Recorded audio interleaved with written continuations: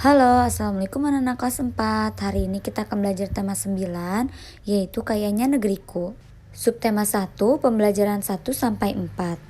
Pertama, Ibu akan membagi menjadi 2 sesi. Yang pertama yaitu pembelajaran 1 dan 2, dan nanti selanjutnya pembelajaran 3 dan 4. Indonesia sangat kaya dengan sumber daya. Salah satunya adalah sumber daya energi.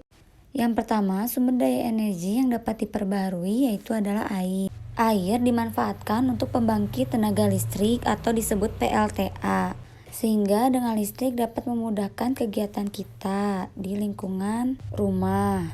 Nah, ternyata ada 3 fungsi dari lingkungan. Yang pertama adalah lingkungan sebagai tempat mencari makan. Yang kedua, lingkungan sebagai tempat bekerja.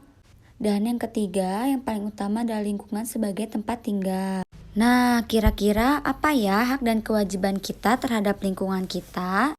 Hak adalah sesuatu yang kita dapatkan. Nah, sekarang hak kita terhadap lingkungan salah satunya menikmati udara segar dan bebas polusi. Kemudian kewajiban kita, nah anak-anak ada yang tahu tidak kewajiban itu apa? Kewajiban itu adalah sesuatu hal yang harus kita kerjakan atau yang harus kita lakukan. Sehingga kewajiban kita terhadap lingkungan adalah menjaga kebersihan lingkungan tersebut agar tetap bersih. Nah, di sini Ibu mempunyai judul lagu yang berkaitan dengan lingkungan yaitu yang berjudul Alam Bebas. Di dalam lagu pun ada beberapa komponen. Yang pertama adalah nada. Nada adalah bunyi yang beraturan dan memiliki frekuensi tertentu. Contohnya do, re, mi, fa, sol, la, si, do. Dan juga ditandai dengan simbol berikut ini ya. Kemudian yang kedua adalah tempo. Tempo adalah cepat lambatnya suatu bunyi. Ada macam tempo juga ya anak-anak. Ada tempo lambat, cepat, sedang, dan masih banyak lagi. Nah, selanjutnya kita mulai ke pembelajaran 3 dan 4 ya anak-anak. Sudah kita ketahui bahwa Indonesia itu memiliki banyak sumber energi. Nah, sumber energi itu dibagi menjadi 2. Yang pertama ada sumber energi yang tidak dapat diperbaharui, yaitu sumber energi yang akan habis.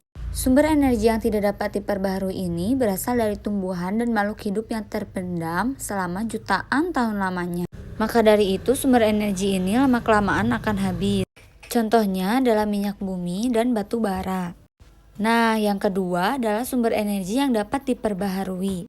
Sumber energi ini tidak akan pernah habis ya anak-anak, meskipun digunakan secara terus-menerus. Contoh sumber energi ini adalah ada air, tumbuhan, hewan, dan matahari. Nah, selanjutnya materinya yaitu wawancara. Kita akan mewawancarai sumber energi apa nih yang ada di lingkungan sekitar kita. Komponen dari wawancara yaitu yang pertama adalah narasumber, yaitu orang yang akan kita wawancarai. Yang kedua adalah daftar pertanyaan. Jadi anak-anak harus menyusun terlebih dahulu daftar pertanyaan apa saja yang akan ditanyakan ya, agar wawancara dapat berjalan dengan lancar. Nah, setelah selesai mewawancarai, kita harus mengerjakan laporan hasil wawancara. Formatnya bisa langsung dilihat di gambar ya anak-anak. Kemudian kita masuk ke pembelajaran 4. Di sini kita akan mempelajari hak dan kewajiban dalam pemanfaatan sumber daya energi. Yang pertama, anak-anak bisa baca terlebih dahulu teks hemat energi, hemat biaya. Contoh energi yang perlu kita hemat penggunaannya adalah listrik. Karena listrik sering kita pakai dalam kehidupan sehari-hari. Nah, cara menghemat listrik salah satunya adalah tidak menyalakan lampu pada siang hari. Jadi anak-anak pada siang hari tidak boleh menyalakan lampu ya.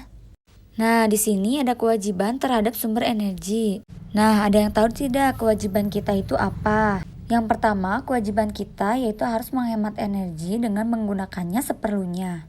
Dan juga memanfaatkan teknologi dan peralatan yang ramah lingkungan. Kemudian yang kedua adalah hak memanfaatkan sumber energi. Hak kita adalah kita berhak mengelola energi untuk menunjang kehidupan sehari-hari. Jadi harus seimbang ya antara hak dan kewajiban. Nah, agar semakin paham, kita perankan drama ya yang berkaitan dengan hak dan kewajiban manusia terhadap lingkungan alam. Sebelum bermain peran, kita harus menyusun dialog apa saja yang akan kita mainkan. Contohnya bisa langsung dilihat ya anak-anak. Nah, ini merupakan contoh gambar dari bermain peran. Nanti anak-anak bisa lakukan dengan keluarga yang di rumah ya. Sekian pertemuan dari pembelajaran 2 pertemuan ini. Anak-anak tetap semangat belajarnya dan tetap jaga kesehatan ya.